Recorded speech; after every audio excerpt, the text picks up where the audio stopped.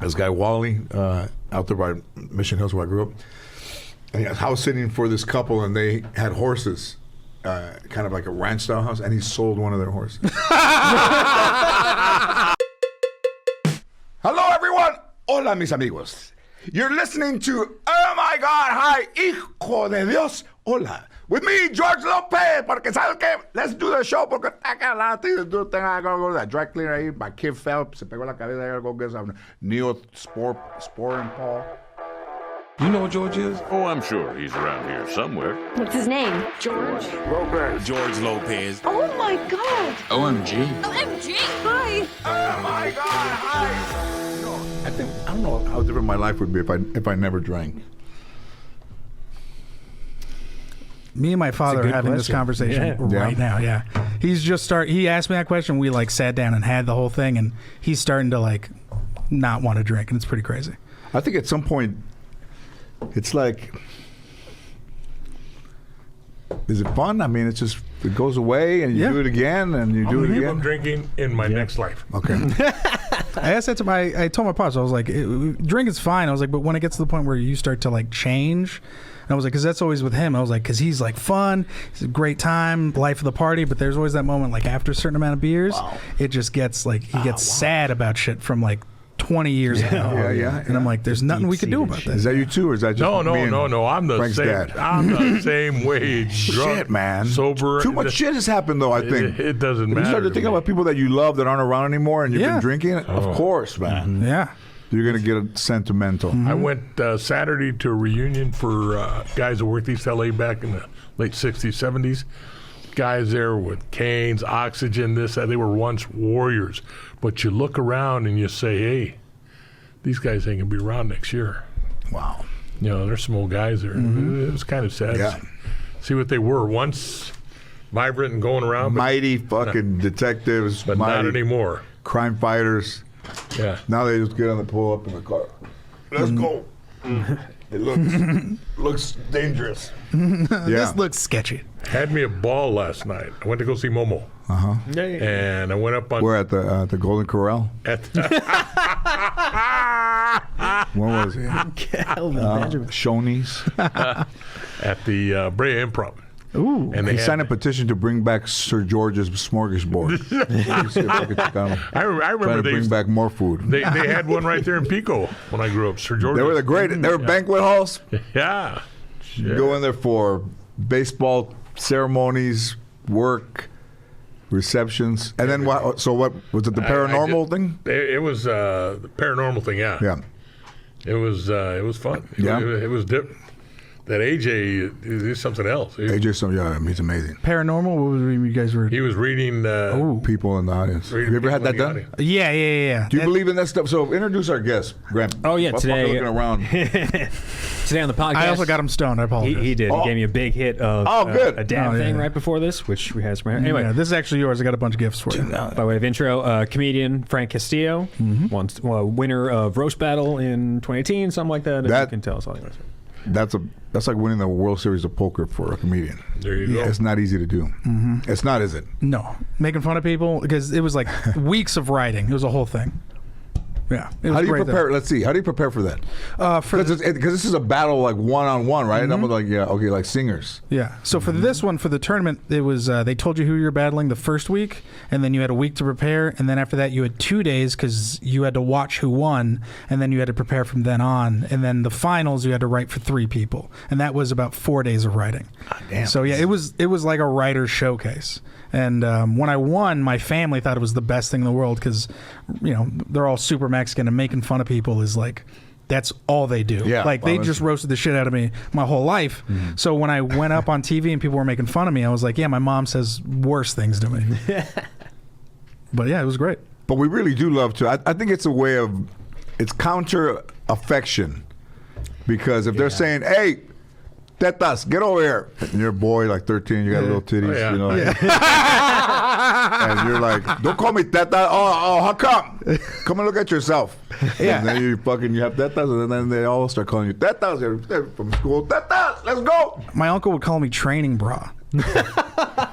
Brutal, dude. Just the worst. Yeah. Well, there was also a lot of us. There was a lot of cousins. So I was like the middle one. So it was kind of like to be noticed, you had to be the loudest or to make fun of people. Yeah. And you were born in El Paso? No, I was born in San Jose, California. Okay. Yeah, my family's from Los Angeles, and then I moved to Temecula, California, and that's where I started comedy when I was 21. What was out there? Drinking that Temecula wine. It is a border patrol station and an Indian casino. It is, and a lot of white people. It was very interesting. Culture shock for me from going to like the Bay Area, which was like a mix of everybody. You know what I mean? My grandparents used to work in the fields in San Jose. So then to go to Temecula, where it was like a military town, very safe place. Right. And then to get stopped by the border patrol like all the time was What's the going worst. on over there in Temecula? Like, what dynamic? Is that like a more hidden Orange County? It is a more hidden Orange County. It's the best place to raise your kids if you're white. Yeah. And you don't want to see a lot of other minorities. If you were white, would you like a Mexican living next to you? I don't know. I don't know what it's like being white, and I've had Mexicans all around me. You know how to get on the road to being white? Have reading glasses and an iPad and your phone and be just scrolling your messages. Put a Boston shirt on. Yeah, they were like, "Ah, that's a white guy." Calling me Mister. Mr. Gill. Yeah, Mr. Gill. Mr. Gill's here. Yeah. So that's cool, man. And then, where did you go up first? First in Temecula. That's where I first went up. There was a club out there? No, it was just bars. I was literally doing stand-up in like bars. There's one club. It was a Pechanga Resort and Casino. Yep. That's where I would do stand-up. I was a busboy there, and I would told them I wanted to do stand-up, and they're like, "Sure, we'll put you on stage," which was a mistake for them if you think about it. But I still did great, and then I moved to Los Angeles because that's where I met Jesus Trejo. He was like featuring there a lot, and he was just kind of like, "If you're gonna be a big fish in a small pond, or are you gonna move to Los Angeles and try to like do it?" Right. And then he told me at the Comedy Store, and then I moved there, became a door guy, and then worked my way up. Now I'm a paid regular. What are some of the politics, or what are some of the things? You don't have to say names, but what goes on at the Costa at the Comedy Store way back? Yeah. I was 18. I couldn't really get in. Absolutely. They put you up and then put you out. Like they'd go. The show would start at 8. By 8:06, I was already outside. Mm-hmm. And then people were just coming in, and by 9:06, 10:06, it was roaring, man. I just saw 11 people. Yeah. Awful. It was when I got there. It was the hardest thing to get in, and also I didn't know this, but hard. A lot of people told me that the store didn't fuck with Mexicans, which I had no idea that was like kind of like a rumor or like a stereotype. But when I got in, people were just like, "Yeah, it's just really hard to get in." So for the open mics, you sign up. It's 16 people. They pull names out of a hat. There's a few people they pick that they want to see, the talent coordinator wants to see, and then you do that for a few years, and then you either get hired as a door guy or you get passed into the friends and family, which you start doing development spots, and that's just like spots on different shows throughout the week. But being a door guy there, that's like the main thing, because you're like meeting everybody, taking out the trash, you're like putting your time in. So I was there for like 6 years, and then I got showcased, and then I got passed. So there is a lot of politics, because there's people that are outside that have credits that come in, and then they have to get passed because they're killing it on Netflix or whatever, and they do deserve to get in. And then there's certain people who like me who like had to start from the beginning and then work their way all the way up and then earned it. Wow. Yeah. Is it haunted? I absolutely think it's haunted. What did you? Yeah, because I used to be Ciro's, right? Yep. Ciro's was all the mafia thing. I think that's where Frank Sinatra punched some photographer. A lot of shit went down in there. People got murdered there. There was abortions in the belly room. There's a whole thing. Is that why it's called that? No, but it's pretty terrifying. Yeah. There's a lot of scary stuff that happens. I think a lot of states would worse. I don't know if I believe in like ghosts and spirits and energies. I do believe in getting absolutely creeped out when I'm in a room by myself. So you never saw anything. There's been like a few times where I've like walked by a door and seen like a shadow and like had to like double take. There's been times where I've heard things, but never like definitive to where I've been like, that's a ghost or that's a spirit or anything like that. But yeah, definitely been freaked the fuck out there. Yeah, glasses probably drop, or if you hear mumbling. Yeah. That's a thing too. Mumbling. Some comics have thrown chairs while the manager's been like closing out to like freak people out. Oh. That was a thing that I heard. I had a story about a comic talking about how like one time they were in the store, they were in the main room, and they were just terrified. They heard like laughing and scratching and stuff. And then later on, you'll hear like a comic being like, "Yeah, I followed this person in the main room when I was scratching and throwing chairs." And you're like, "Oh yeah, it is a lot of drunk people and comics fucking with people." Yeah. But there was a friend of mine who passed out in the store and woke up at 3 a.m. after everything had been shut down, and he said it was like ice cold. He said he could see his breath when he was breathing, and he had to like climb out of the second story window because everything was locked.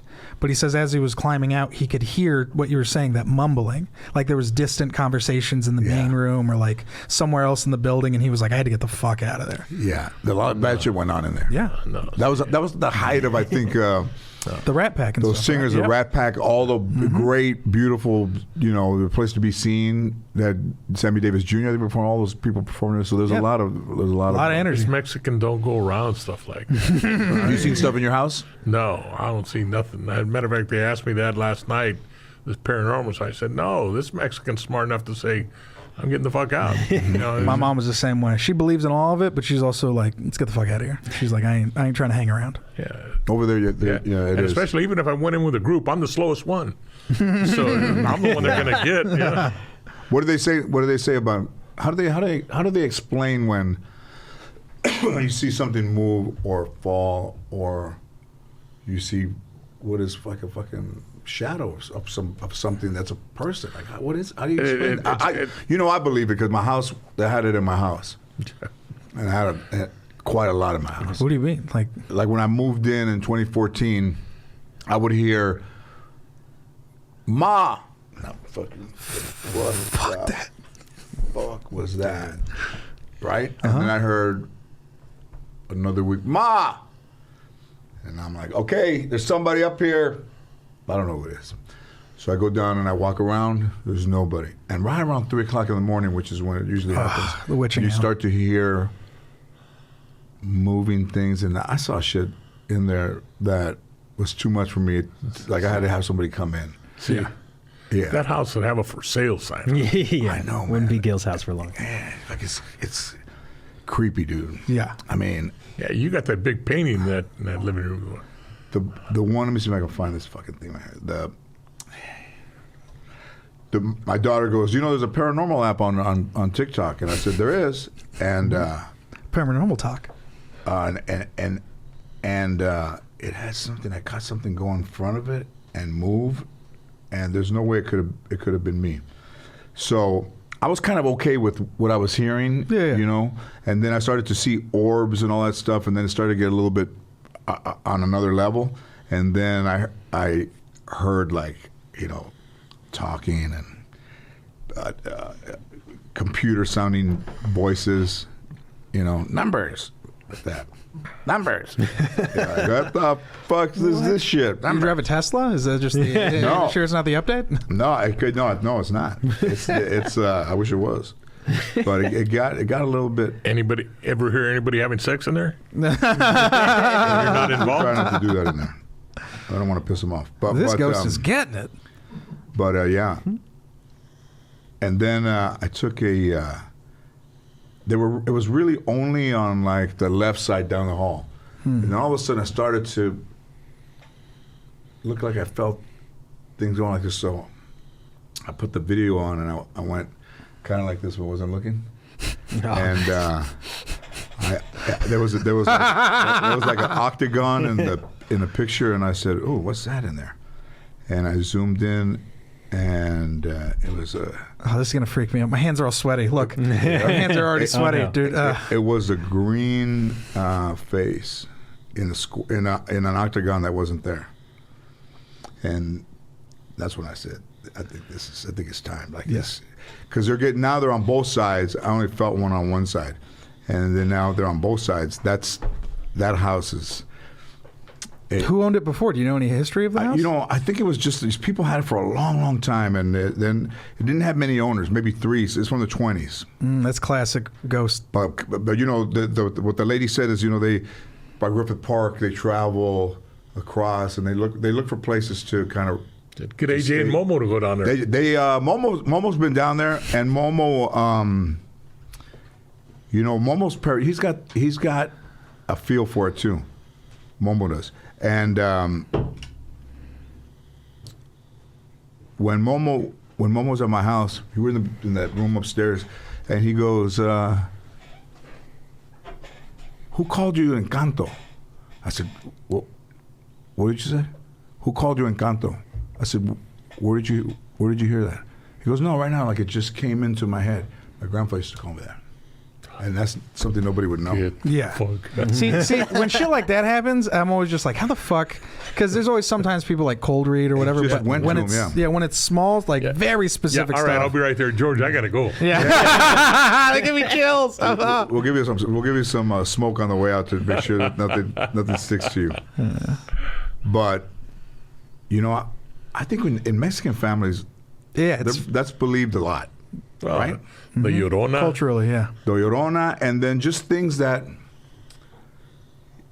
you just hear, man. Like, Hey, Also, like spiritually and like going on and stuff. Like, come on, Cucuy. yeah, my mom will always just be like, "Grandma's still with us. Grandpa's still with us. You know, our family members are still with us." And I'm just nobody like, in your family, not your mom or dad? No. No, you know, last night they tried to read you? AJ says, "Can I read you before you go?" Yeah, I don't care.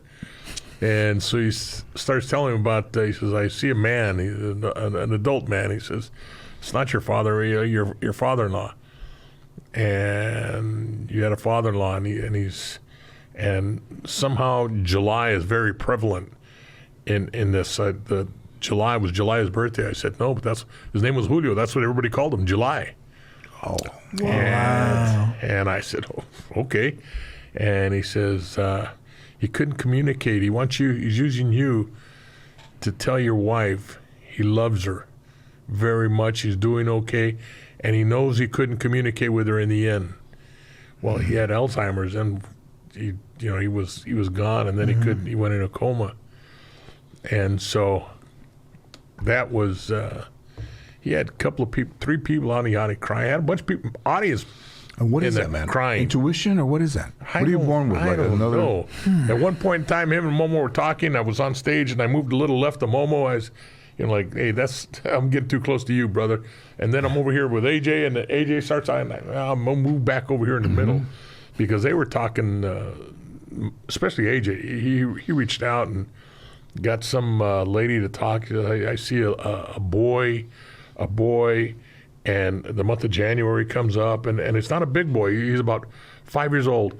And is there anybody here? And some lady up front says, hey, Mexican. She raised her hand. She says, my son. He says, did your son pass? She said, yes. And he would be 5 years old today. And he says, man. Wow. He said, wait a minute. Name starts with an E-R-A-R. Well, the guy's name was like Aaron or Ernie. And I'm saying, holy jeez. She's crying. He does stuff with her lady next to her. And I'm saying, these are Mexicans. They're not, they're not shills. they're just there. He got it, huh? Yeah. Picked up on it. And then he starts talking to her and heard about her father.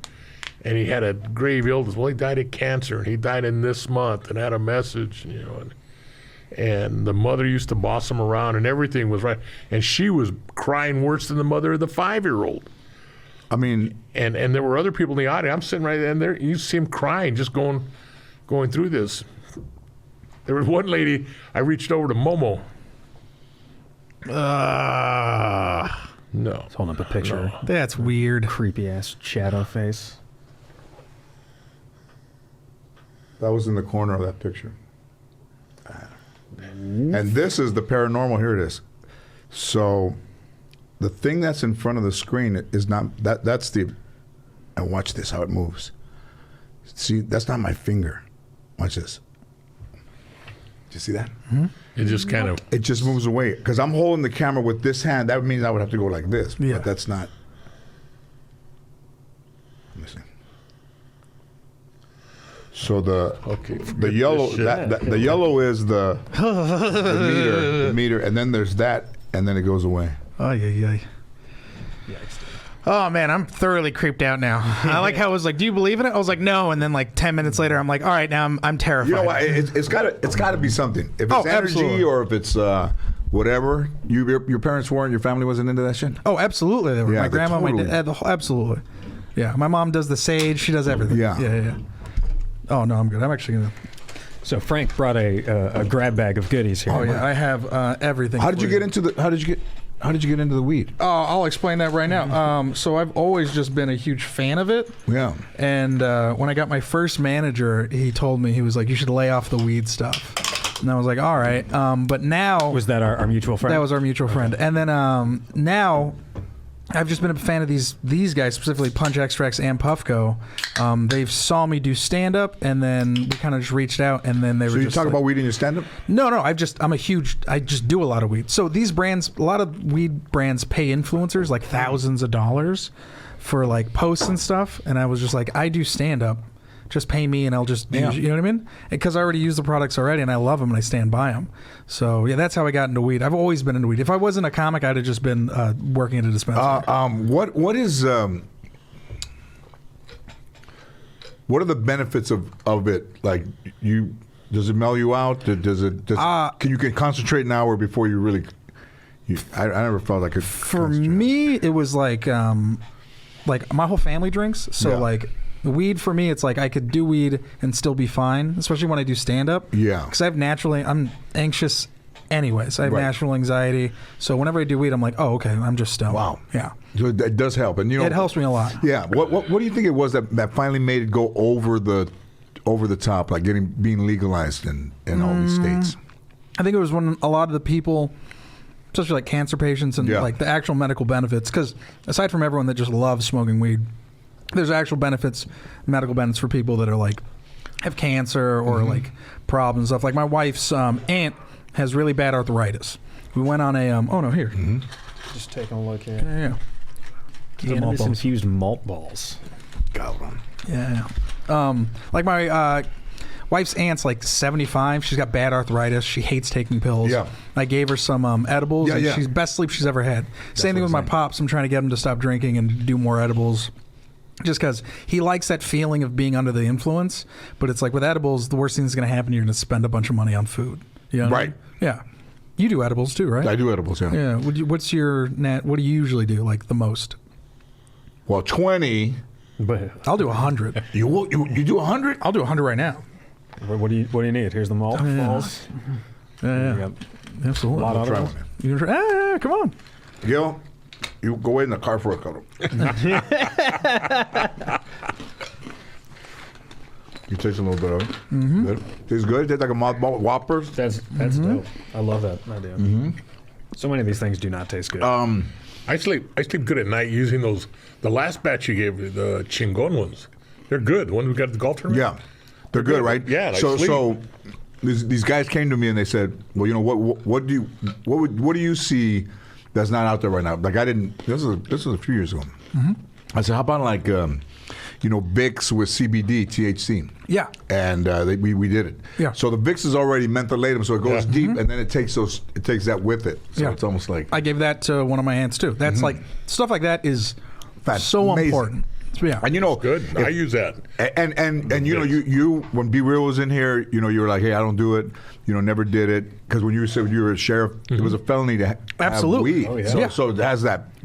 Still with me, me too. Like, I'm older like you, and then you think you're gonna get in trouble. Like, you fucking guys are gonna get in trouble. No. I mean, your generation had all the propaganda. You guys it ended people's careers, and there's still people in jail now. Yeah, sure. Yeah. And I just said, I'm not a prude. I don't give a shit who does it. Just that old stigma because it was so long. I don't do it. My doctor's the one, when I asked him, I said, what about this shit for arthritis? And he says, hey, I buy that stuff for my mother. Yeah. Well, that's when I started using. Now I use the Vicks one. Mm-hmm. When you see people with chronic pain, and they go to the doctor and they give you Prilosec, a bottle of Prilosec and a bottle of fucking Norcos or anything, but that fuck your stomach up, it's like chalk in your stomach, and you can't pass them all, and they give you this because it's going to disrupt your stomach, and now you're doing these and you're getting addicted. And with that, right? Yep. It doesn't. Yeah, and then now there's also there are people with cancer patients. My friends know all the correct terminology, and I know they're going to scream at me for fucking this up. But so most people get raw cannabis, and they'll boil it down, or they'll make it to where it's like a paste, so you can get the actual not THCA. There's an actual cannabinoid that helps shrink the cancer. Wow. So but you have to eat the paste of it. It's just concentrated THC. Cannabinoid. That's another new word. Cannabinoid. Yeah. The cannabinoid is what? So there's like a lot of education when it comes to weed. Like when it comes to like everyone thinks it's like sativa or indica.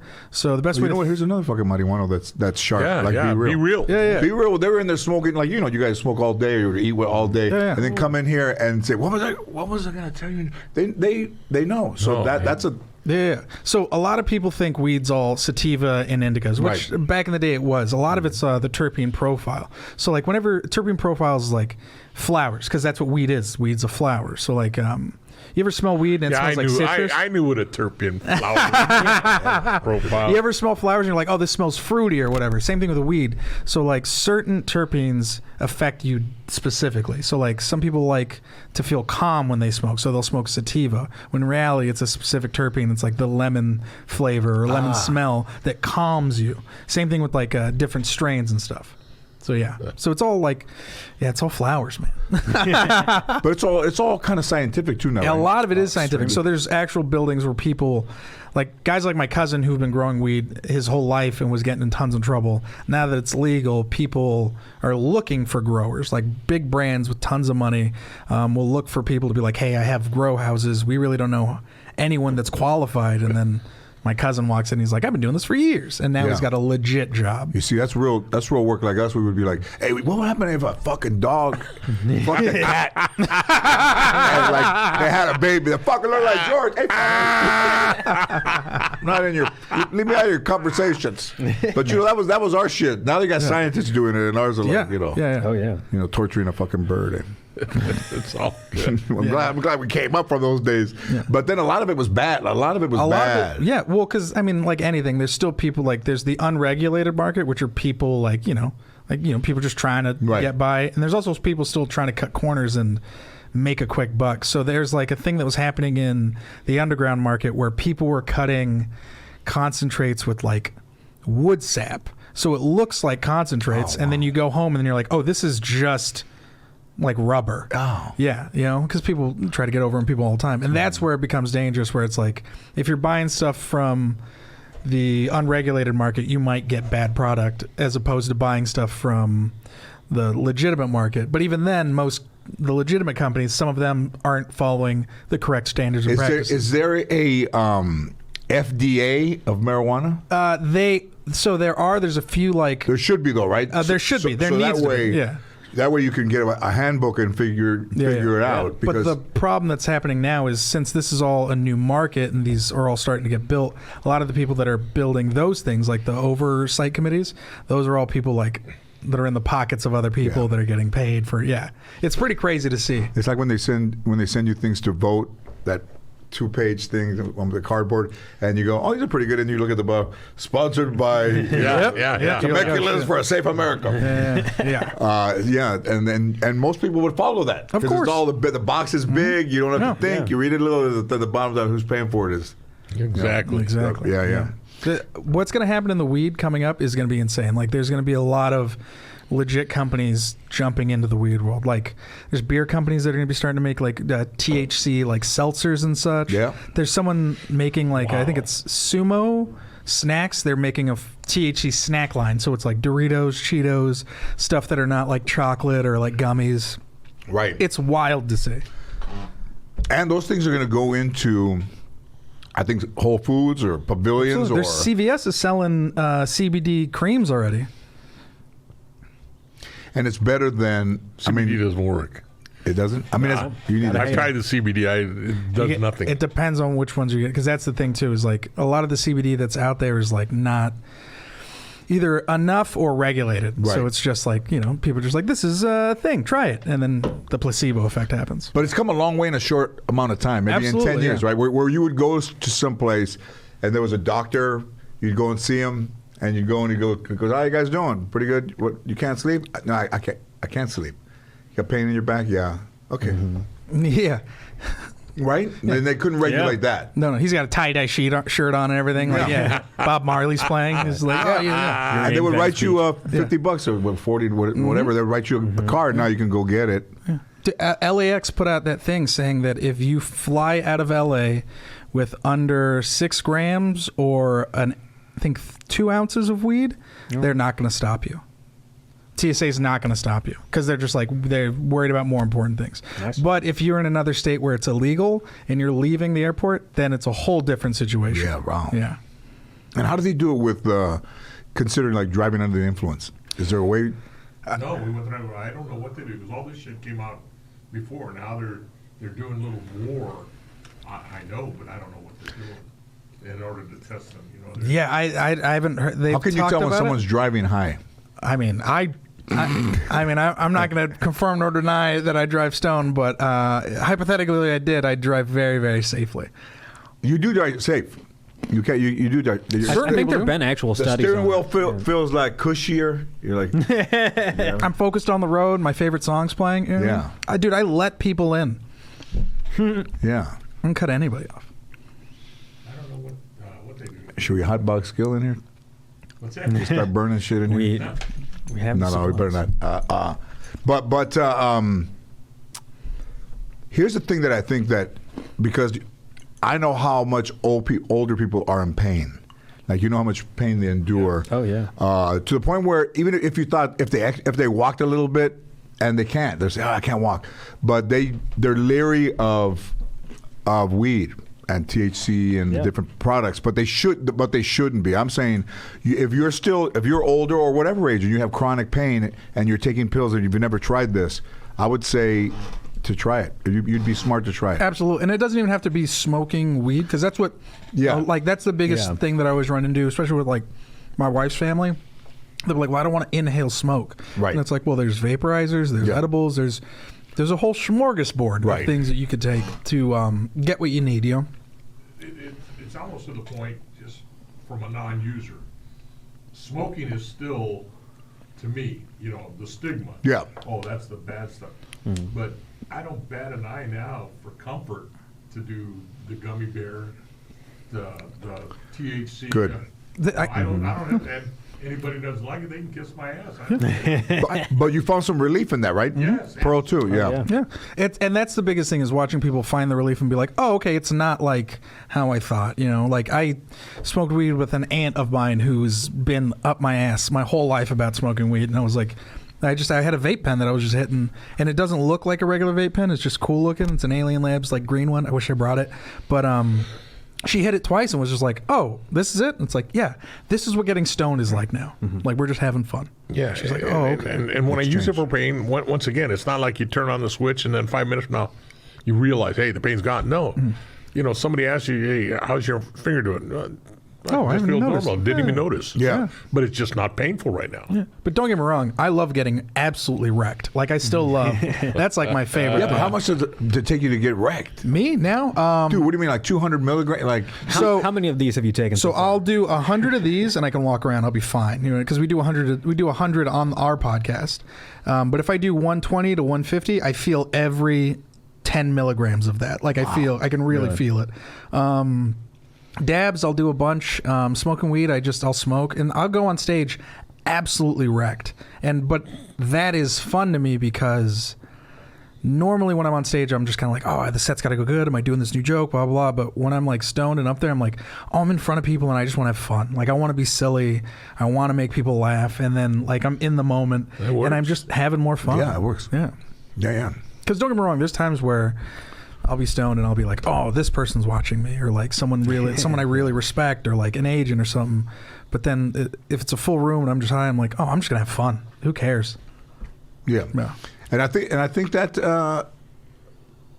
I think our culture has been like either for or against. Nobody's on the fence about anything. Fuck him. Yeah. I like that guy.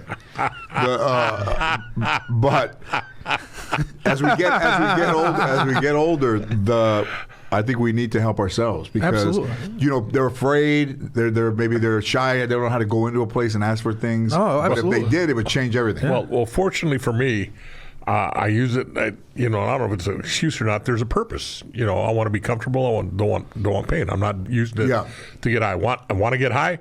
I'll go to a bottle of wine. Start drinking wine. Start drinking whiskey. Whatever my alcohol of choice. But right? I think if you started to get high, I think you wouldn't even know it until half the bag was gone, but you and the dog would be eating from the same chip. Absolutely. Like it'd be one for you and one for me. The whole bag. And they'd be watching you through the window. My dog. One for you. I had my aunt called me and was like, I wish you would stop smoking weed. And I was just like, I had to tell her how much money I made off of weed this year. And then I had to tell her, I was like, what do you think it'd be like if you didn't drink at all and only smoked weed? And she was just kind of like, oh shit, because she's only drank her whole life. Right. So it was just so funny to me that it was just like, yeah, you guys, my family has such strong opinions, yet I've seen them drink their whole lives, getting into fights, arguments, all this stuff. I was like, me and my cousin who smoked weed our whole lives. It was like, we don't get into trouble. But it's also like a soothing agent. Like if you eat like a gummy and then you drink a little bit and you eat another one, but it'll keep you from going over the edge. Yeah. Because it makes you feel satisfied. So now you're just kind of enjoying the drink instead of trying to put it away. Exactly. And then you stay on a nice even. Yeah. That putting away, that's something I've had to explain to like. I mean, I haven't done it a lot, but it works when I do it. Yeah. That putting away thing, I've had to explain. I was like, yeah, that whole like putting it away, like I gotta, like my family will kill a 24 pack. Like that's their whole thing. They're like, we got the 36 pack, we got to kill it. Yeah. And that's how they've always been. Yeah. I've never been like that, and I don't, even to, although not comedic wise, I've spoken in front of large groups. I'm calm, relaxed, I'm fun, and I'm funny. I don't need anything. Last night, I went up on stage on 2 bottles of water. Yeah, and it was all good. This isn't an intervention, is it? But no. Yes and no. Not at all. And like I said in the beginning, I'm no prude. I don't give a shit. Yeah. I don't care if my kids do it. Whatever. It's not my life. It's theirs. Yeah. So Gil, we just met earlier this year. Like he did the Night Stalker. Big fan. And his life was so different up until the documentary came out, and then I think the last 10 months have been. Yeah. Oh, it's been I saw that incredible. car. Did they give you that from the Netflix doc? Because that thing's insane. No, that's mine. Oh, okay. Cool. I hold that to myself. I'm a big man. But he got out of the house. He started coming here just as a guest, and we got along. And I'm like, hey man, come in here and have a good time. Met people he didn't think he would meet. No, they really didn't.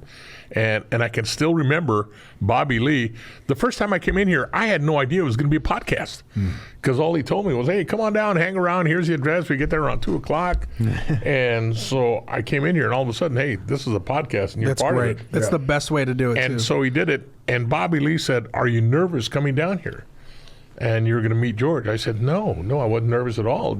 I was excited because I had paid good money to see George at least 5 different events, and now I get a chance to meet the celebrity. And plus, we had talked on the phone.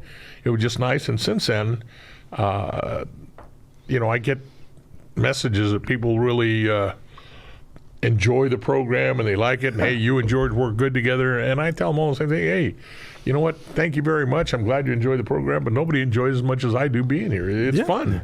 It's fun, and there is That's no what pressure. makes a beautiful podcast, is that relationship right there, is the fact that you're also not in this comedy world, but you're also having a legit great conversation with someone who's hilarious and knows how to dictate the conversation. He does. But also you are such a great point of view because you are, in a sense, the audience. You are the person that's watching the show. They can relate the most to you because you are the Yes. not, I don't want to say normal person, but you're the everyman, and that's great to watch. I've been watching all the episodes. I love it. Yeah, he's a fan. I'm very fortunate to be a part of it. And D.L. Hughley said he listens to almost every one of your podcasts, and he said you and George together are really good. You just mix, he says. And he was honest. He says, he told me, he says, I got to be honest with you. He says, I don't like cops. As a matter of fact, he says, I'll be really honest. I love sheriffs. Yeah. He says, I'll be really honest. I hate most of the motherfuckers. He said, but you're different.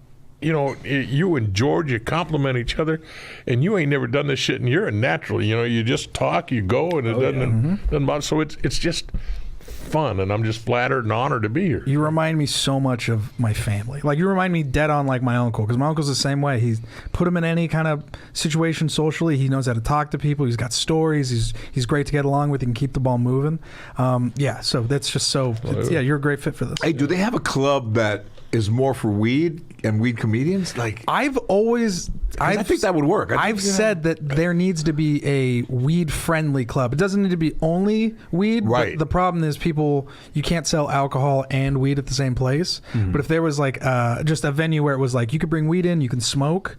They have some comedy clubs at dispensaries that are like that, which I think would be great. It's fun, you know. Be wild. But yeah, I think that's the next thing. Somebody said they go to the Laker games. One of the guests on here, I don't know. They go to the Laker games and they'd smoke up on top. You know, like their own little group. Yeah. But I don't remember Snoop which. Dogg? No, I don't remember which guest it was. Well, you know, some guys used to take a cigarette and take the tobacco out and then put cocaine in it and then put it back in there and smoke it at halftime. Really? Ooh. They're called Cocoa Puffs. That's what they used to call them. Is that right? Now that I say Cocoa Puff, I think the person up there, if he hears, he knows it'll be him. Hilarious. This is pretty good, by the way. Right? Yeah. Oh, dude, I got. He has pretty good, this man. whole bag. Yeah, Can I sleep with this, or is this a wake up one? No, these are all. This is all for you. But yeah, you could should go ahead and look through those. I got bars Gil, and stuff. Come on. Yeah, it's all Bring you your guys. fucking bikini to the house. Let's go. You know what? What's in this? I'm not afraid of you. I'm afraid of the house, brother. The house, the fucking devil lives in there. No, man, just give the house some edibles. It'll be fine. I think I should leave them out. You see the shadow, but instead it's like this on the. You walk in your kitchen, you're like, oh my god, it's been haunted. Oh wait, and there's just food everywhere. You're just like, oh, this thing's.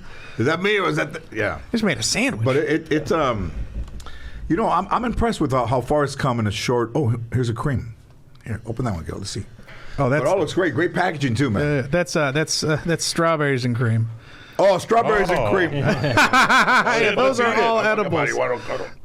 No, these are awesome. And great, the great packaging too. Oh yeah, no, Punch is great. They've been supporting me since day one. So they're all good dudes too. Yeah. Yeah, this is super. But also, I think there's a lot of Mexicans that work for the company too. So it's pretty great. Yeah, where they used to grow strawberries, they're growing weed now. I used to have a joke about how. Yeah. Yeah, absolutely. I used to have this joke about how mad do you think Mexicans that work the fields find out about white people trimming weed? You're like, they're doing what in Oregon? You could just trim and smoke weed? What are we doing down here? Yeah. Right? And they know how to do it just, Absolutely. like a bonsai tree, like there's one little thing here. There's there a lot of college kids will go up to the up north and they'll trim for the season. They'll make their money and they come back. They call them trimmigrants. It's terrible. Yeah, because it's a bunch of white kids that go up north to. Yeah, it's so dumb.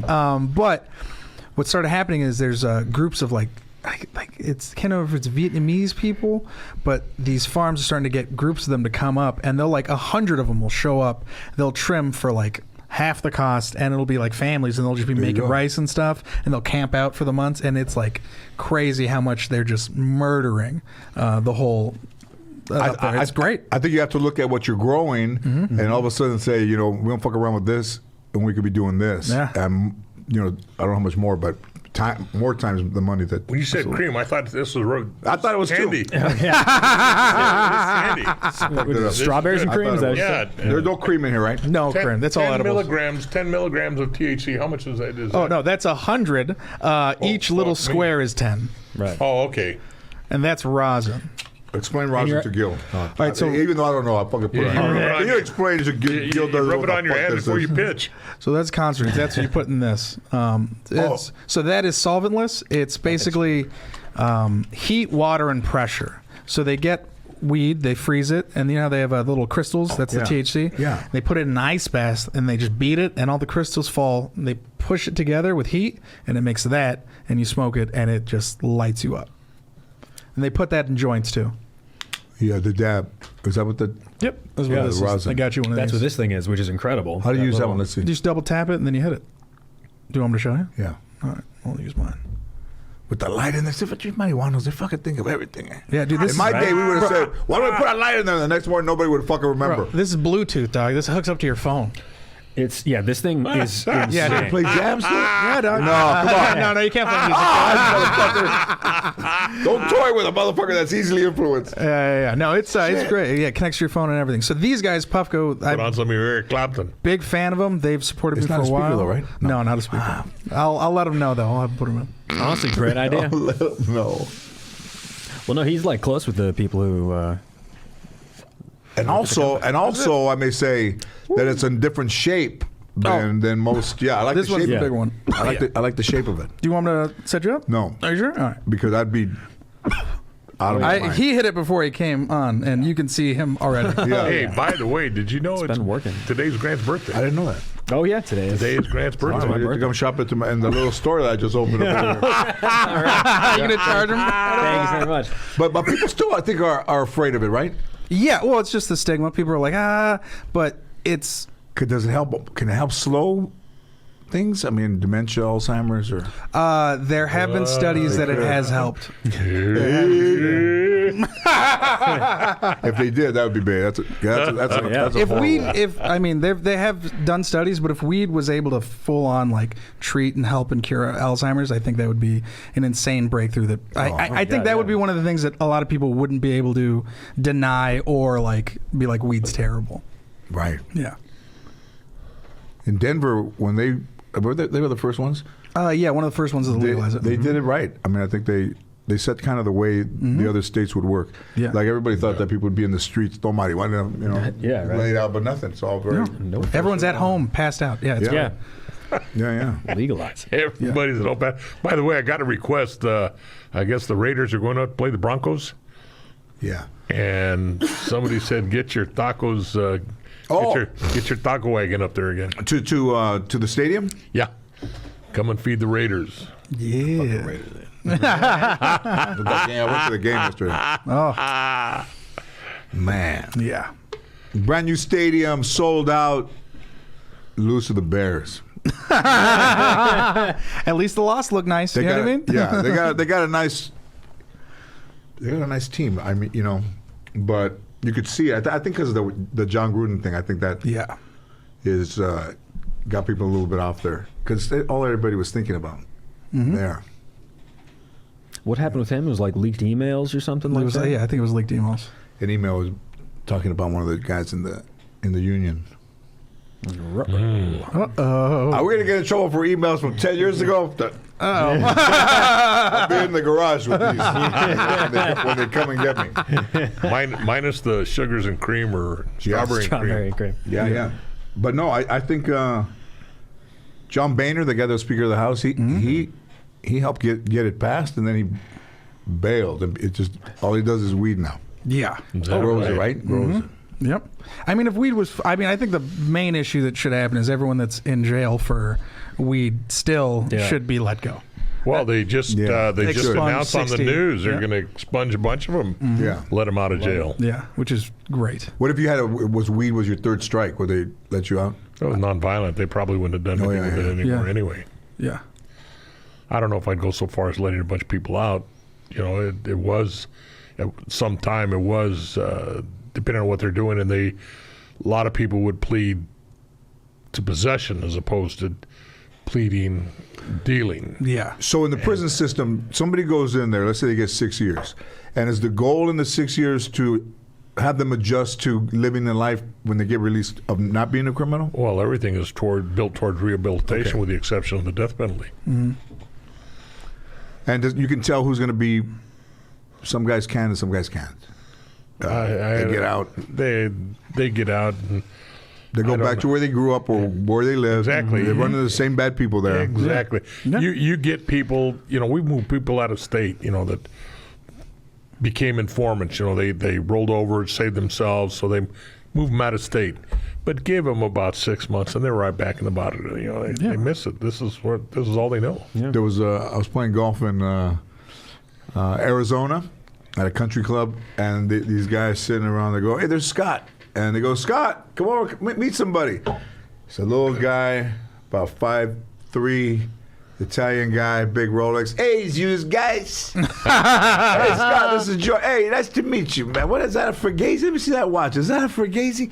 Clearly, a mobster who went into the witness relocation program and fucking lives in Arizona. Hey, I take it easy, guys. Hey,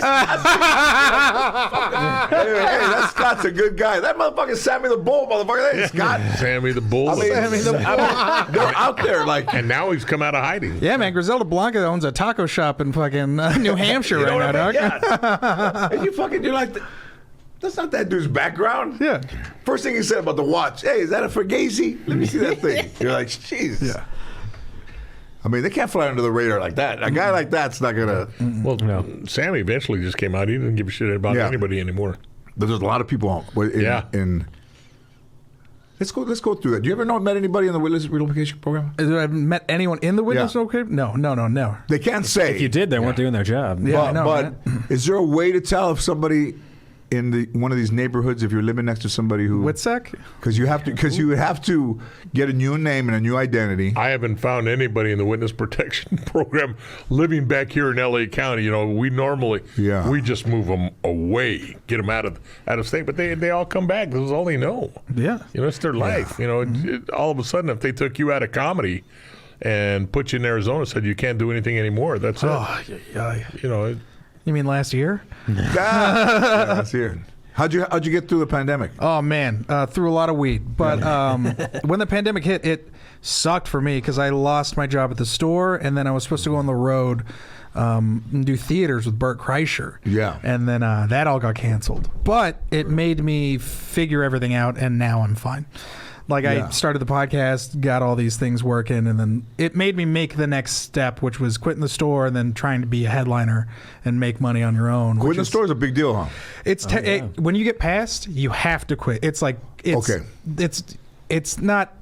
They don't make you, but it's implied. Like all the other door guys, kind of like they're like, hey, you're like the senior that's still hanging around, but also like getting past doesn't solve your problems. Like you make a little money doing stand up there, but like you don't make what you were making work in the door. So there's a whole infrastructure there set up. Absolutely. It's been like that for years, right? Absolutely. I didn't know. Yeah. So the OR, when you work there, I think you get paid, I think $25, but when you do the main room, you split the door. So depending if it sells out, you can actually make a living off that, which is great. Mm-hmm. But if you're a young guy like me, you don't get a lot of main room spots all the time. You'll get them here and there. So it's hard to be like consistently be like, I'm making money off this. But now that I'm like touring and headlining, trying to move tickets. I mean, as stressful as that's ever been, it's the most fun I've ever had. Oh yeah, it's great. Because I'm finally doing my own thing. Like my whole family kind of doesn't quite understand this, but like, they all have the 9-to-5 mindset, which is fine. But this is like, you know what it's like being a comic. It's every day, all the time. Yeah. I had no idea how tough it was. I was talking to Momo about it last night and listening to you. I had no idea that this is everything you had to go through and what you have to do. Yeah. The store especially, 6 years. It was like college. Yeah. And there's some times that you're not having a good day. You don't, you got to get yourself to that place. But my wife has been a godsend. She's got her master's in psychology. She is a psychologist. But through this whole thing, we've been together for like 10 years. She's really been my rock. That's amazing. There's been so many times where like I've been broke, crying on the street, like I want to quit, and then she's just like, nah, you got to keep doing it. And then now we're in a better place. Yeah. But it gets tough. Yeah, it's if you're on tour like that, if you're touring with musician guys, but comedy too, it's because those days get shorter. Mm-hmm. When you're going from like town to town or traveling in the middle of the night to get to the next place. You get out of bed, it's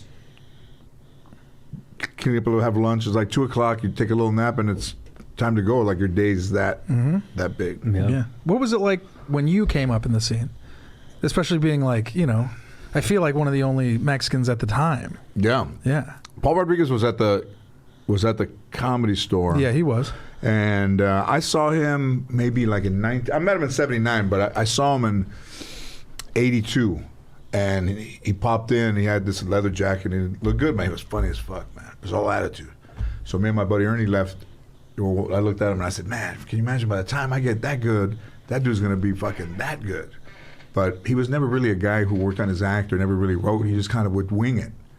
Sometimes he'd do great, sometimes he wouldn't do great, but he was winging it. He didn't really write stuff, but he was clever. Mm-hmm. Yeah. But he never really wrote. So I think a little bit catches up to you if you don't write, and you're just trying to swing for the fences. And now he's going. One of these days, I'll be up there Yeah. like you. That's one of those things that was stressed to me when I was working the store was like, right. They're like, right. Neil Brennan told me, he goes, the most successful comedians are the ones that are writing every day. Yep. And Jeselnik, I wrote this down after he said it. He goes, you want to be a stand-up that writes, not a writer that does stand-up. Right. Because after Roast Battle, I tried my hardest to get into a lot of roast writing rooms or writing jobs, and it just never panned out. And it weighed on me so much. Like, it beat myself up because the whole thing was like, they're like, we need diversity. I'm like, I'm a Mexican guy that fucking murdered on TV. Like, why am I not in these rooms? Like, my packets are great. And then you realize there's a lot of politics when it comes to like writers' rooms and just the industry.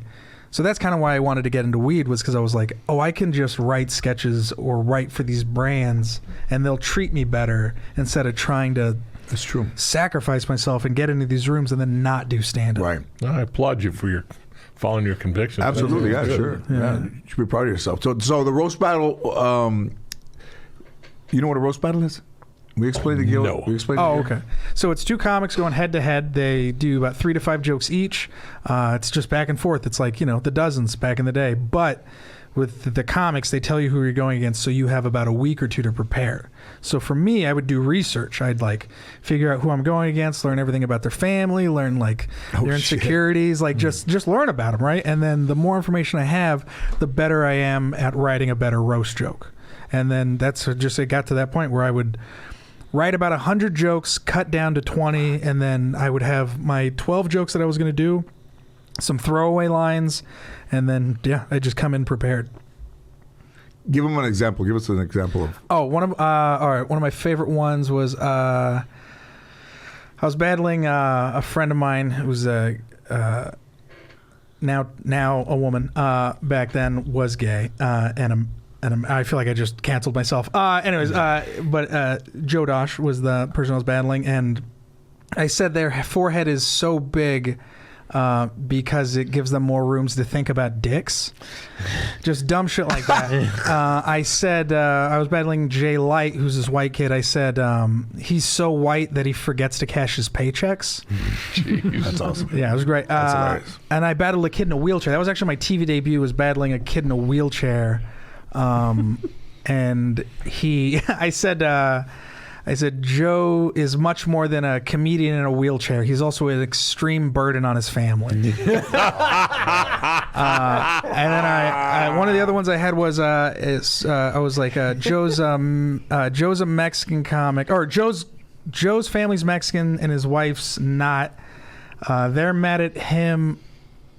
Oh fuck! I forgot what it was like. Oh, Joe's family's mad at her because she picked a vegetable or something like that. Was she picking it? Or yeah. And I remember I was like, they're just mad because they picked fruits and she picked a vegetable. Was like that's beautiful, was the man. through line? Yeah, it was amazing. So it was a lot of stuff like that, and like my mom was so worried that I was gonna get in trouble for battling a kid in a wheelchair, and it ended up getting me on the TV show. Yeah, and that's what you gotta blew do. up. Yeah, but that episode ended up getting pulled. My TV debut ended up getting pulled because Crystalia got canceled. Oh, wow. Crystalia was the judge on my episode, and then Crystalia, yeah, right. yeah. So they canceled it. So they pulled my TV debut and Greg's TV debut and like a bunch of other people's. And like, this is the thing that was so funny to me was like they pulled his episode, which is like I get why they had to show that they did something, right? Yeah, exactly. But they also like canceled the TV debut of like 6 comics from marginalized communities. You know what I mean? Yeah. So it's just kind of like, I don't know, it was just a weird thing that happened. But they, before if somebody got in what was it, hot water, like nobody ever tried to cancel anybody. Yeah, it's like, I think consequences are fine, but the act of like canceling someone, you know what I mean, is just such an odd thing. But also, I truly don't think comics get canceled. Every comic that I've seen get canceled has just sold tickets out on the road, which is our ultimate goal. You know what I mean? Yeah. It feels like no one gets canceled based on actual material. Like if they do shit sort of outside that, crimes. Yeah. maybe Well, I they're mean, more like, so, but I don't want to keep talking about it. What's his name? He's going to be fine. He's still going to be able to tour. He's got his podcast and everything. He's probably never able to do TV anymore, which is, that's kind of like you get a timeout from TV. you get a strong Patreon. You get following. you get a solid Patreon following, which Yeah, it depends on what you're just working in another area. Yeah. So.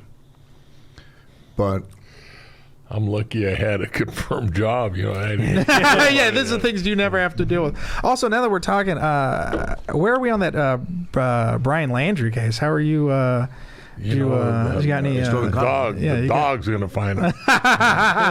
Where is he though? Is he dead? I don't think he's dead. You know, unless he committed suicide, and I doubt it. He's got too big of an ego to do that because he got away with everything. But I think he's out in the swamps, you know, by his house. He knows the area. You know, the people are. It sounds like he's a survivalist, and it's hard to track over there, and with no electronic surveillance or no hints or anything else. I find it difficult. Did you follow them or anything before the crime? Oh, no, I didn't follow him, but that's like my closing joke right now, is making fun of, not making fun of, but talking about that in their relationship. Yeah. Because I just related it to my relationship, where it was just kind of like, I've been with my wife for like 10 years, and whenever we see something like that happen, we immediately are just like, do you think you can get away with killing me? You know what I mean? Like, we just ask each other stupid questions like that, you know what I mean? And yeah, but I've just been talking about it on stage. It's been a lot of fun. The response has been pretty good. A lot of O's and Ah's, and then a lot of people laughing. What did you think of the way that the police spoke to her and the way the police spoke to him? It was for me. It felt like I was watching a cop have to deal with an argument between a couple, and he was just like, ugh, you know what I mean? But that's what it kind of felt like. And then the argument itself, watching them, it felt like an argument between such a young couple, like a couple that'd been, you know what I mean? He was like, she goes, he didn't believe that I could be a travel blogger. And I was like, that's such a, I've been in a fight with my girlfriend for 2 years. You know what I mean? Like, you're never going to make it. Like, I've been in that fight so many times. But it's like, just lie to her. That's a good one. Sounds to me like some cop was lazy, because they even said definitively, you know, hey, somebody's got to go. You know, if there's evidence, somebody's got to go. And somebody just found a way to, you know, okay, both go your separate ways, or everything will be okay. You say it's going to be all right, we'll let you go. We don't have to do this. And so they were just lazy, didn't want to write paper, didn't want to go through the exercise. Well, the 911 call said that some guy called in and said, hey, there's this guy slapping his girlfriend. Yeah. Okay, so when they pulled him out of the car and started to talk, all of a sudden it turned into her beating him. Yeah. Yeah, it was a very, like, I was like, this seems like a very weird, like, lazy. They were trying to move him along, I think. Yeah, let's just go. Don't write paper. There's a boyfriend. It happens all the time, but only now the law is very definitive. Yeah. You know, you got to take. They didn't take action. Did they take responsibility? No, they haven't yet. They haven't. The cop has to. I think it's like one, like, no matter what it is, if it's domestic, anything, one person has to. Yeah. Right? If there's any evidence of physical contact, yes. And there was, and they didn't. They let it go, and so I think eventually, when all this is over, somebody's going to get sued. There's going to be problems. You have to wait till the dust settles. How long after that video did he murder her? If he did, I think it was like a week later, right? Yeah. Wow. Yeah. So it's not going away. Was he that young too? Was he in his early 20s? Yeah, he was like what, like early 30s, or not early 30s, early 20s. Yeah, he didn't seem like he was really that young old. though, right? Yeah. I mean, he looked like an old piece of shit, he was like, he was like bald and stuff. The whole time I looked at that relationship, I was like, she could do better. That's what they tell you. She had her shot at me. Your girl there, I don't know who that message was. No. But man, I think I said this before. You know, when we were like 13 or 14 in the neighborhood, there was a guy who was maybe 19 or 20 around there, and he was having sex with somebody at his job, but she was married. And so she was older. She was probably 30. He was probably 19, and he would talk to us about it on the porch. And we'd be sitting there. We're 14. We're like, wow. And then what? And one day somebody knocked on the door, and that guy opened it, and her husband shot him through the screen, hit him in the chest, and dropped him right there. Holy fuck! Yeah, man. People. That was a long time. That was fucking 1975, maybe. Oh wow. Damn. And we went over there because the police came. The door was open. You could see the hole. You could see his shoes. The same shoes he was wearing when he was talking to us. It was fucking eerie. Fuck, dude. Man. Because you're like, that fucking, he was just telling us. Was that the first time you were like around a murder? Yeah. Yeah, I remember I was like 13, and a couple across the street from where I was staying murder-suicided themselves. Yeah. Because one of them was like, had like a life-threatening illness and was like, I can't live without you. And then they just fucking both went out. And I was like, holy shit. Yeah. I think the tough ones are. I told my mother-in-law, if I get that bad, if I get that desperate, I'm going to kill your wife, kill your daughter, because I don't want her to see me suffer. She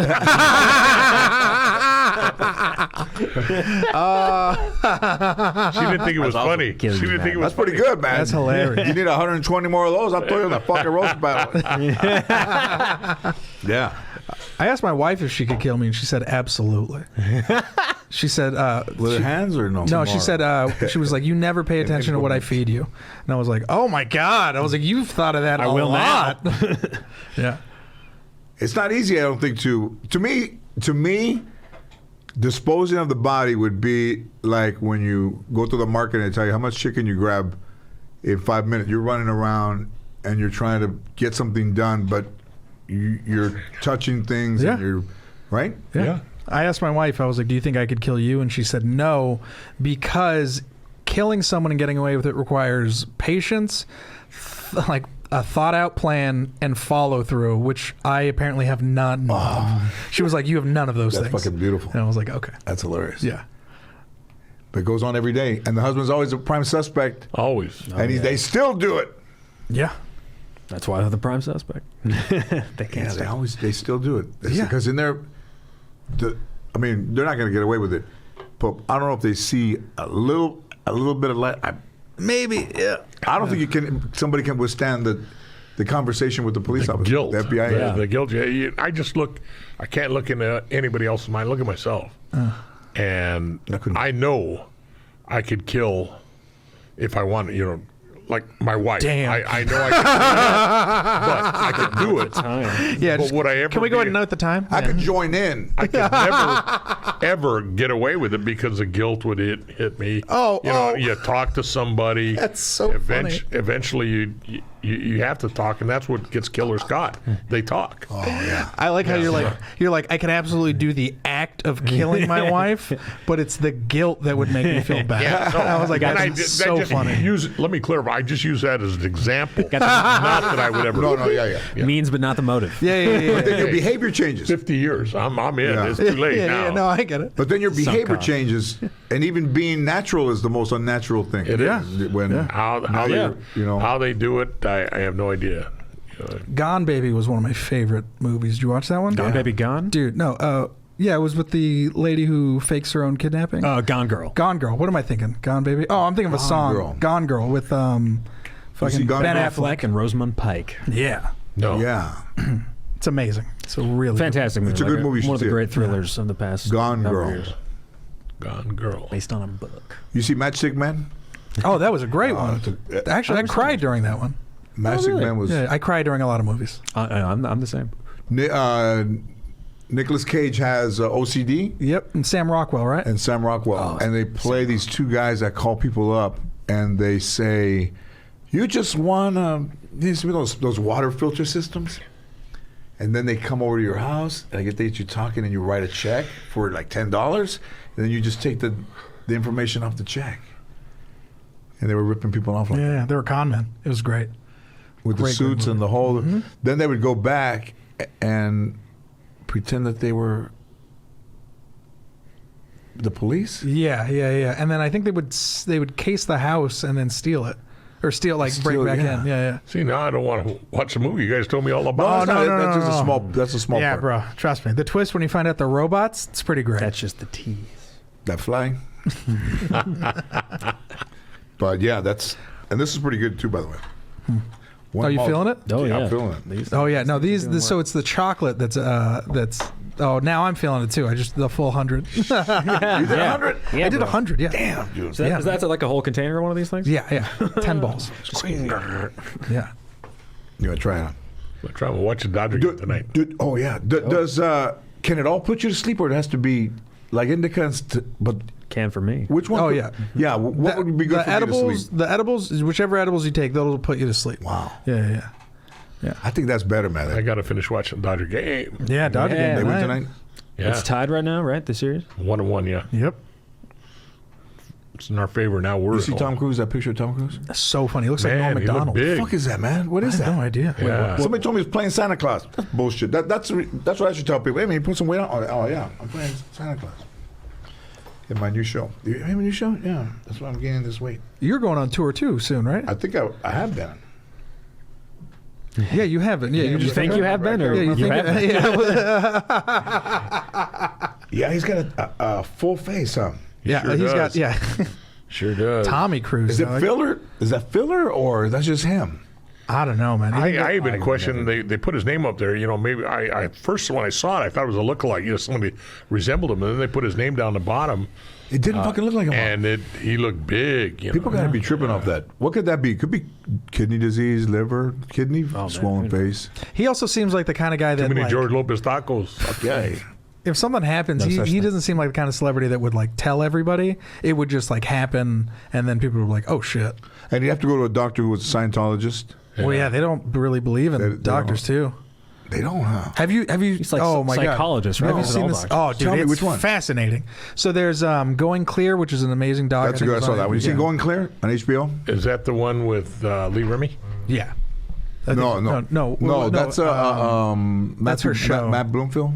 Yeah. Matt Bloomfield did that doc. Okay, no, I didn't see it. Though. So, like most Scientologists believe that once you get to the highest level of Scientology, you reach like this level of what's the best word, like spirituality that you no longer get sick or anything like that. You just can cure yourself with your thoughts.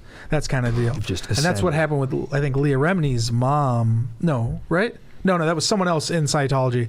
One of the people that defected, their mom was in a super high level, died, and she wasn't supposed to because she was at this high level of Scientology. And then that's when people start to like leave because they're like, oh, this is bullshit. That's what it took, huh? Yeah. They got a lot of. Yeah. That's a big business, man. And Clearwater, you been to Clearwater? No, they have a base in Temecula though. Or no, my bad, Hemet.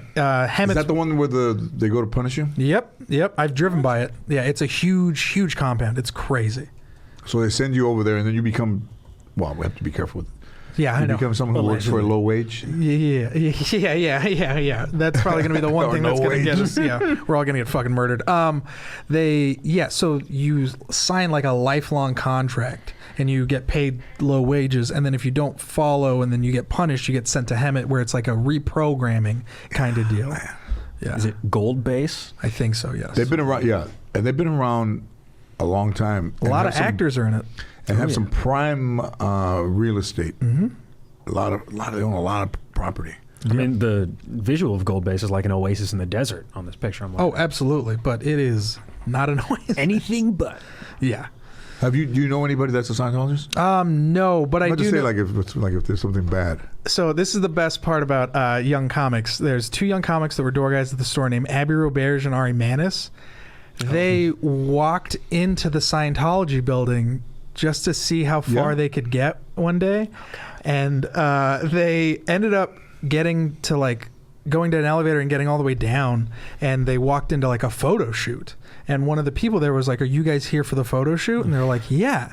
So they dressed up in Scientology stuff, and they were in the Scientology monthly magazine that gets made and sent to all the Scientologists. So they were on it was hysterical. That's yeah. insane. That's hilarious, man. They go down there and go, Yeah, they got down there and they were able to get out, but after a while they're like, "Yeah, the Scientology museum is pretty cool." And I was like, "Oh, okay." Now I'm not hanging out with you for the next few months because I don't know if you got. Ari Manis will do anything. Ari Manis is a very funny comic. He will absolutely do anything for a joke, and that was one of the funniest things he ever did. I think what was the thing he did with his mom's car? Oh, I don't know. He gave away one of his mom's cars on Craigslist. So when his parents came home, they were like, "What the hell?" And he gave away he gave away their cars on Craigslist. There's no other way to say it. It was pretty, and he filmed it. It was hilarious. Yeah. Did they get it back? Goes after. No, he comes from a pretty rich family. Oh, so they were they didn't want it back. No. I think they just bought new cars, but they were not happy. His mom did not think it was funny at all. Oh, you don't say. Yeah. There was a dude this guy Wally, out there by Mission Hills where I grew up, and he was house sitting for this couple, and they had horses. Kind of like a ranch style house, and he sold one of their horses. Fucking sold a horse. That's amazing. Holy shit. That's so great. And they're like, "What did you say?" He goes, "When they got home, no, I told them I sold their horse." And how'd they take it? They fired him and they tried to get the horse back, but they're like, "Hey, man, Gone with the deal's wind. a deal." Oh my God, that's sold their horse. Holy shit, dude. Had somebody come in and take him around, ride him, and he goes, "What do you think?" "Yeah, I'll take him." They backed the truck up, put him in the trailer, and took him. That's so great. I love stories like that. I was a guy who wouldn't do pranks, man. You wouldn't? No. I was really kind of, but there's some pretty good pranks though, huh? Oh yeah. Absolutely.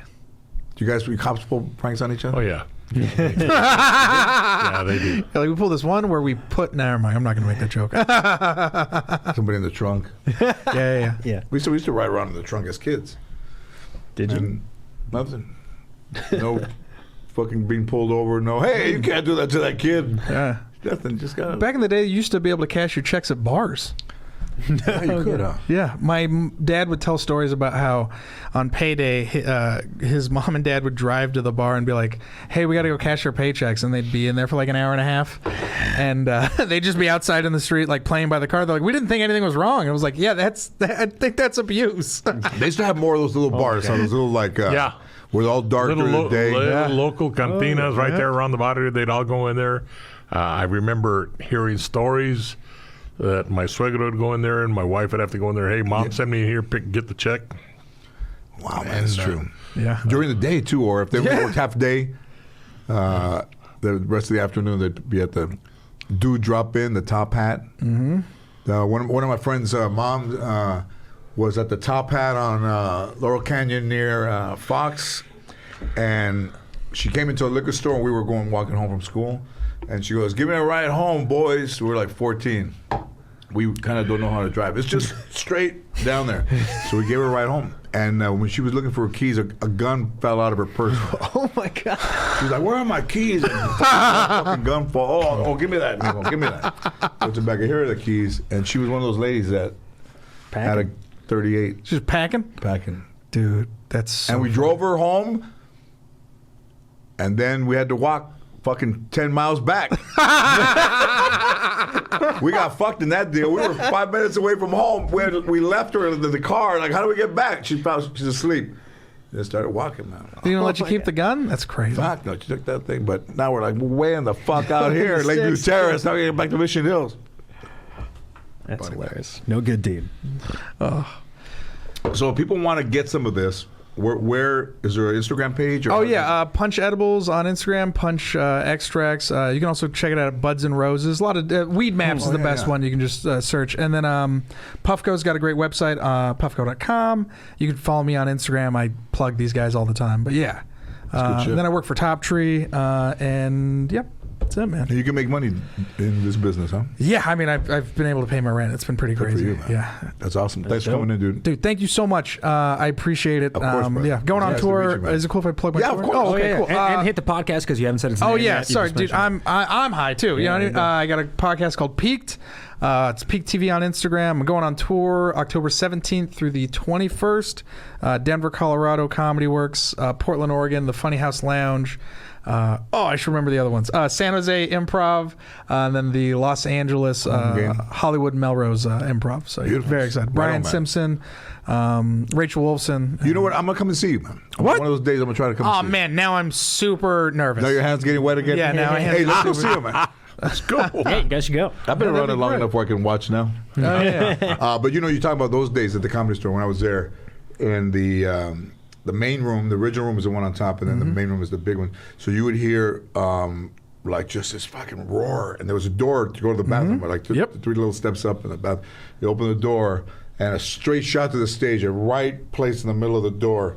Robin Williams is up there with his hair. He's got the rainbow suspenders. Like I guess he might have come from Paramount, Morgan Mindy, and he had the khaki pants on, and he was and he had this shit with the, and you're like, fuck, man. Yeah, the great there, man, dude. And he just went up there, no introduction, just walked out. I got to meet him a year before he passed away, and then I got to meet Jim Carrey a year when I was working at the store. Yeah, I was checking IDs, and we got to talk. It was great. Deep thinker, Jim Carrey, man. Yeah, you wouldn't think that he would be because he started his career so wild, but yeah. Very deep thinker. It was very interesting talking to him. He told us the whole story, the check. I was very lucky to be in the circle of comics he was talking to when he was, because he had just came back to the store and it had been a while. Yeah. So he kind of was like reminiscing and talking and everything. It was powerful. You could feel it. You know? Yeah. Oh yeah. There's a lot of shit. The comedy store had everybody's been through there. Yeah. Great memories, and if you've never been, you should go do. Oh yeah, I love it. That's It's the greatest the place. way I feel when I'm around these guys. Yeah. It's awesome. Yeah. The golf tournament last week was. It was awesome. It was great. I was nervous coming out here to see George meeting doing the show. I told George over there at the tournament, when I left my house, I told my wife, I said, I'm nervous. And he said, what are you nervous for? You've done this shit. You've gone out with. I said, no, but I mean, these are all rich people. They got a lot of bucks. I'm not in their, in their crowds. I don't know how I'm going to act. I don't know what I'm supposed to do. I don't want to get in your way. No, yeah. And so I was nervous till I got there. And then once I got there, it was nice. People treated me good. Yeah. And it was all good. It was probably, in my adult life, other than my family, it was probably one of the best days I've ever had. Oh, good. I couldn't- Hell yeah, man. Everybody loved to have you there. I couldn't talk enough to my kids, everybody's checking with me. It was good. It's beautiful. All right. Here we are, baby. Thank you so much. Good Thank stuff. you. Thanks for coming. Dream come true, dog. Right on. Thank you so much. Thank you. Pleasure.